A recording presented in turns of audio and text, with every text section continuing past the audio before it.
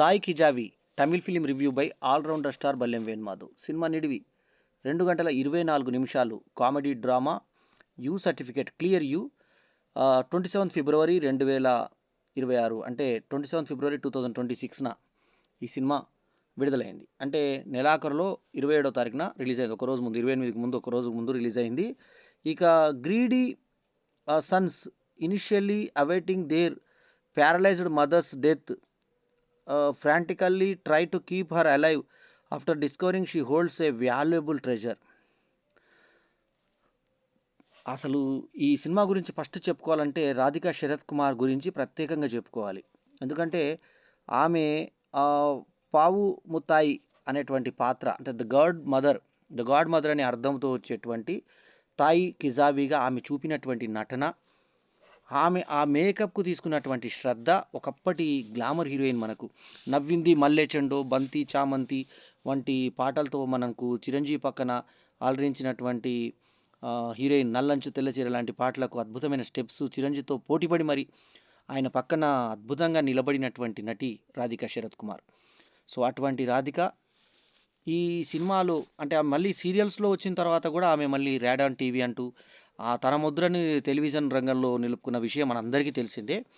అయితే ప్రత్యేకంగా మళ్ళీ సినిమాల్లో ఈ మెయిన్ రోల్, అంటే యాక్చువల్లీ ఇది పూర్తి హీరోయిన్ ఓరియంటెడ్ ఫిలిం. దీన్ని నిర్మించింది కూడా మామూలు వ్యక్తి కాదు. ఇతను శివకార్తికేయన్, ప్రముఖ తమిళ హీరో. అతను సుధాన్ సుందరంతో కలిసి శివకుమార్ మురుగేసన్ డైరెక్షన్లో నిర్మించినటువంటి సినిమా. అంటే శివకార్తికేయన్ నిర్మాతగా చేసిన సినిమా. అక్కడెక్కడ స్పెషల్ అపీరెన్స్ కనబడతాడేమని వెతికాము, లేడు. నివాస్ ప్రసన్న మ్యూజిషియను, వివేక్ విజయ్ కుమార్ సినిమాటోగ్రఫరు, తర్వాత శాన్ లోకేష్ ఎడిటరు, తర్వాత రాము తంగరాజు ప్రొడక్షన్ డిజైనరు. ఇక ఈ సినిమా నటినట్ల విషయంలోకి వస్తే మనకు రాధికా శరత్ కుమారు ఇందాక చెప్పినట్టుగా పావునంతాయిగా నటించింది. ఇక సింగం పులినేమో ఉప్పులియాన్ పాత్రలో, అరుల్ దాస్ వచ్చేసేసి విజయన్ పాత్రలో, బాల శరవణన్ వచ్చేసి సెల్వన్ పాత్రలో, మునిష్కాంత్ వచ్చేసి పెన్నిక్విక్, మునిష్కాంత్ సినిమా అంతా కనబడతాడు పెన్నిక్విక్ పాత్రలో. తర్వాత వెట్టై ముత్తుకుమార్ వచ్చేసి జవహర్లాల్ నెహ్రూగా ఒక ప్రత్యేక పాత్రను చేశాడు. రైచల్ రెబికా వచ్చేసి సురులి పాత్ర, సుల్లి అన్నట్టు వర్ధం వచ్చేటట్టుగా సురులి అని పెట్టారు.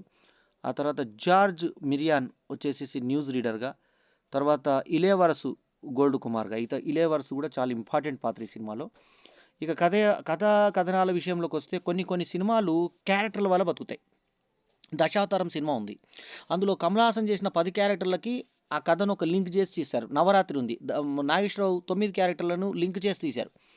అయితే అందులో కథ ఏముందనేది కాదు, ఆ క్యారెక్టర్స్ చూడాలని అనిపిస్తుంది. ఆ డిఫరెంట్ ఆ క్యారెక్టర్ షేడ్స్ కోసం చూడాలి. భామనే సత్యభామలో కమల్ హాసన్ చూడడానికి వెళ్ళినట్టుగా ఇందులో తాయి కిజావిలో ఆమె రాధికా శరత్ కుమార్ మ్యాక్సిమం అసలు అందగతే, మంచి అందగతే. ఆమె ఇంత ఏజ్లో ఉన్నా కూడా ఆమె అందం తగ్గల.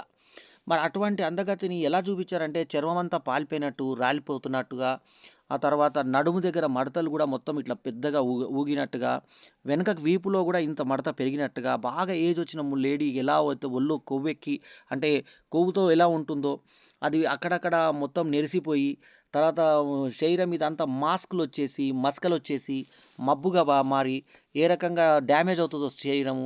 తర్వాత ఈ చెవులకేమో బంగారు రింగులతో ఈ చెవులు ఇలా సాగిపోయి, ఆ తర్వాత మెడలో ఆమె వేసుకునే ఆహార్యం కానీ అదంతా భర్త చనిపోయిన తర్వాత ఆమె ఉన్నట్టుగా, ఆ తర్వాత ఆమె ఊర్లలో ఎలా ఉంటారు ఇంత బొజ్జేసుకొని, అంటే వికృతమైన రూపంలాగా ఆమె నడుస్తుంటే అలా కుంటినట్టు నడిచినట్టు, ఒక చేతిలో అంబ్రెల్లా పెట్టినట్టు, ఆమె వడ్డీ వ్యాపారంలాగా. అందరూ చూస్తే పుస్తెల తాట్లు గుంజుకుంటుందని చెప్పి అందరూ ఆమెను చూసి పుస్తెల తాట్లు దాచుకోవడం, పిల్లలందరూ పలానా వచ్చిందా ఆమె వచ్చిందనే వరకు అందరూ పరిగెత్తుకుంటూ వెళ్ళిపోవడము, కొడుకులు ఎవరిని ఆదరణ లేకుండా ఆమెకి 3 కూతుర్లు, వాళ్ళందరూ కోడళ్ళు, వాళ్ళందరూ ఉన్నా కూడా ఆమెకి ఒక మామూలు మిగతా వాళ్ళందరూ కూడా ఊరిలో గృహిణులు గ్రామీణులు లాగా చూపించారు ఆ హీరోయిన్లను కూడా. చామన్ ఛాయ పెద్దగా మేకప్ లేకుండా, డిజైన్ లేకుండా. ఇక నా శరత్ కుమార్ రాధికనైతే గుర్తుపట్టాం మనం. పూర్తి నలుపుతో ముఖమంతా ఇలా వికారంగా పెట్టి అద్భుతంగా యాక్ట్ చేసింది. అసలు ఆమె క్యారెక్టర్ చూసి వచ్చేయచ్చు సినిమాకి. నేను అసలు యాక్చువల్ ఆమె పోస్టర్ చూసి తయా కిజావి పోస్టర్ చూసి ఎప్పుడు ఈ సినిమా వస్తుంది అని ఆసక్తిగా ఎదురు చూసేలాగా ఆమె యొక్క భంగిమలు కానీ, ఆమె యొక్క డిజైనింగ్ కానీ, ఈ సినిమాలో ఆమె ఏదైతే పోస్టర్ డిజైన్ చేశారో అక్కడే ఈమె మీద ఇంట్రెస్ట్ మనం క్రియేట్ చేసే విధంగా ఈ పోస్టర్ మనకు కనబడింది. ఇటు ముగ్గురు, అటు ముగ్గురు పెట్టారు. వాళ్ళెవరు మునిష్కాంత్ తప్ప మనకు పెద్దగా ఎలేవర్స్ మునిష్కాంత్ తప్ప ఎవరు మిగతా వాళ్ళని గుర్తుపట్టాం మనం. సో, ఆ రాధికా శరత్ కుమార్‌ది పోస్టర్ మీద యెల్లో శారీ, గ్రీన్ జాకెట్ తోటి ఉంటుంది. సో, ఇందాక నేను చెప్పినట్టుగా ఆమె ఆహార్యం మొత్తం ముఖమంతా గమనిస్తే మేకప్ అస్సలు లేదు.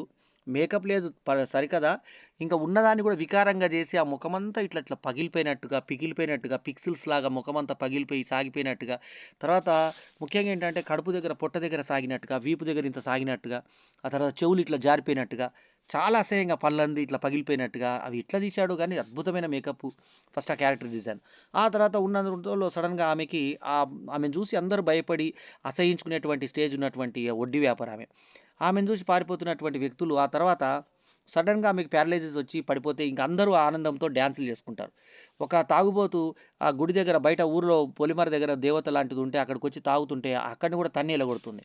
ఆళ్ళందరూ పండుగ చేసుకొని కొబ్బరికాయ వేరేవాళ్ళు దంపతులు కొడుతుంటే వచ్చి కొబ్బరికాయ కొడతాడు. ఈమెకు ప్యారలైసిస్ అయింది హ్యాపీ అందరూ మోసుకొని ఎళ్తారు ఆమెని.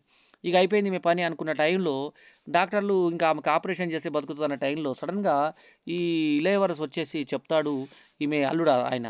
మొమ్ ఒక కూతురు భర్త బాగా సతాయిస్తుంటాడు భార్యని. సో, ఈమెనేమో అత్త ఉన్నప్పుడు భయపడుతుంటాడు. అత్త లేడు గదా! ఇప్పుడొచ్చినప్పుడు ఆమెకి 30 తులాల బంగారం కొన్నది.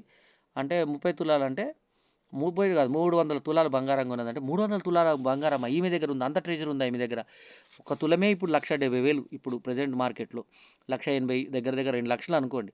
సో, 300 తులాలంటే ఎంతవుతుంది? ఆ లెక్కలేసుకొని అమ్మో! అనుకోని హాస్పిటల్‌లో ఎలాగ బతకాలి ఈమె అని చెప్పేసి వాళ్ళు ప్రార్థనలు చేయడము, డబ్బు తీసుకొచ్చి కట్టడము, ఊరందరూ ఒకటై ఆమెకు ప్రార్థనలు చేయడం, బతకాలని చూసుకోవడం, అప్పటిదాకా చచ్చిపోతదని ఆశించిన వాళ్ళందరూ కుటుంబ సభ్యులు కూడా ప్రేమగా చూసుకోవడం అన్నీ చేస్తూ వస్తారు. మొత్తానికి వీళ్ళ ప్రయత్నం ఫలించి ఒక మెడికల్ మిరాకిల్ జరిగి మొత్తానికి ఆమె బతుకుతుంది. బతికిన తర్వాత వచ్చిన తర్వాత ముందు ఆమె హాస్పిటల్‌లో ఉన్నప్పుడు కొడుకులు, కోడళ్ళు వెతుకుతారు. ఎక్కడ దాచిపెట్టింది మన డబ్బేమన్నా దాచిపెట్టిందేమో చూద్దాం అసలు ఎక్కడుందని అన్ని కీలన్నీ వెతుకుతారు. లాస్ట్‌కి ఇంటికి ఆమొచ్చి కోలుకొని వచ్చిన తర్వాత ఇలా ఆ ముఖమంతా వికారంగా పెట్టి చూసి ఆమె హావభావాలు చాలా అద్భుతంగా బాడీ లాంగ్వేజ్‌తో సహా అద్భుతంగా నటన అంటే కేవలం డైలాగ్ ఒకటే కాదు. బాడీ లాంగ్వేజ్ కూడా యాక్ట్ చేయాలి. ఇప్పుడు చెప్తున్నప్పుడు ఇలా కదులుతున్నారు. అలాంటి బాడీ లాంగ్వేజ్ కూడా రాధికా శరత్ కుమార్ పర్ఫెక్ట్‌గా చూపించింది. కొన్ని వందల సినిమాలు చేసిన అనుభవం ఉంది. ఒకప్పుడు టాప్ స్టార్ హీరోయిన్. అయితే ఇంత డీగ్లామరస్‌గా ఆమె కనబడతారని మనం అనుకోమసలు. 'ఇంద్రుడు చంద్రుడులో' కమల్ హాసన్ ఇలా ముక్కు మీద పెట్టుకొని వికారంగా ఒక విలన్ క్యారెక్టర్ ఏదైతే డబుల్ యాక్షన్ క్యారెక్టర్ చేశాడో, ఆ టైప్‌లో ఇందులో 'తాయి కిజాబీలో' మొత్తం ప్రముఖ పాత్ర ఈమె పోషించినటువంటి బామ్మ పాత్ర. అయితే లాస్ట్‌కు ఆమె నగలు ఎలా తీస్తుందంటే, ఆమె పడుకున్న బెడ్ మీద ఒక కీ ఉంటుంది. ఆ కీ తీసి ఓపెన్ చేస్తే ఆ బెడ్‌లో పార్టిషన్ ఏర్పడుతుంది. ఏర్పడిన తర్వాత అది ఓపెన్ అయితే దాంట్లో నగలు ఏర్పడతాయి. ఇవి మేము తెచ్చినయి. ఆడవాళ్ళు మిమ్మల్ని గౌరవించరు వీళ్ళు మగవాళ్ళు. సో, కూతుళ్ళకు, కోడళ్ళకు నేను ఇవ్విస్తున్నా. వాళ్ళకివ్వను. నేను మీకిస్తానని చెప్పేసి ఆ ముసలావిడ వీళ్ళకి ఇచ్చి, ఆ ఆడ యొక్క శక్తిని చెప్పి, ఇవి నీ దగ్గర ఉంటే వాళ్ళు భయపడతారు, లొంగుతారని కోడలుకు కూడా ఎవరైతే భర్త లేని కోడలున్నదో, ఆ కోడలికి పెళ్లి చేస్తది. ఆ ఊర్లో ఒక అతను పెళ్లి కోసం తిరుగుతా ఉంటాడు. అతనికి ఎక్కడ సంబంధాలు చిక్కవు. మునిష్కాంత్. ఆ మునిష్కాంత్ కొంచెం బాగా ఏజ్డ్ బారుడు. అతనికి ఎవ్వరు పిల్లనియ్యనటువంటి పరిస్థితుల్లో తన కోడల్నిచ్చి పెళ్లి చేసి వాళ్ళిద్దరి దంపతులను కూడా ఒక్కటి చేసి వాళ్ళకి కూడా కట్న కానుకలు ఇచ్చి, డబ్బులిచ్చి వాళ్ళందరూ బతికేలాగా చేసి 'తాయికి జావి' అందరికీ ఆదర్శప్రాయురాలుగా గాడ్ మదర్‌గా నిలబడుతుంది. ఇది కథ. సో, దీనికి మనకు 'శివకార్తికేయన్' బొమ్మేసి నిర్మాత అనేసరికి ఏమవుతది ఇమ్మీడియేట్‌గా 'శివకార్తికేయన్' ఎక్కడ కనబడతాడేమో అని చెప్పి ఒక చిన్న ఆశ కలుగుతది. 'శివకుమార్ మురుగేశన్' అక్కడ మాత్రం దెబ్బతిన్నాడు. మొత్తానికి 'సుధన్ సుందరం' తర్వాత 'శివకార్తికేయన్' కలిసి నిర్మించినటువంటి ఈ సినిమాకి 'శివకార్తికేయన్' నిర్మాత కావడం ప్లస్ అయింది. ఎందుకంటే ఆల్రెడీ 'శివకార్తికేయన్‌కి' ఒక మంచి ఫ్యాన్ ఫాలోయింగ్ తమిళనాట ఉంది కాబట్టి, తెలుగులో కూడా ఉంది కాబట్టి, అతను నిర్మాత అనేసరికి సినిమా మీద ఎక్స్‌పెక్టేషన్స్ పెరిగాయి. ఇక 'రాధికా శరత్ కుమార్' జీవితంలో మరువలేని క్యారెక్టర్ అని చెప్పుకోవాలి. ఇప్పుడు నంబర్ 1 బెస్ట్ క్యారెక్టర్ అంటే 'తాయి కి జావి' అనే చెప్పుకోవాలి. అయితే సినిమాలో ఆ లెవెల్ ఎమోషన్స్ లేకుండా ఎడిటింగ్ దగ్గర మాత్రం చాలా దెబ్బతిన్నారు. తీసినట్టుగా పెట్టేసాడేమో సినిమాలు. ఈ 2 గంటల 24 నిమిషాల సినిమా అవసరమా అనిపించింది నాకైతే.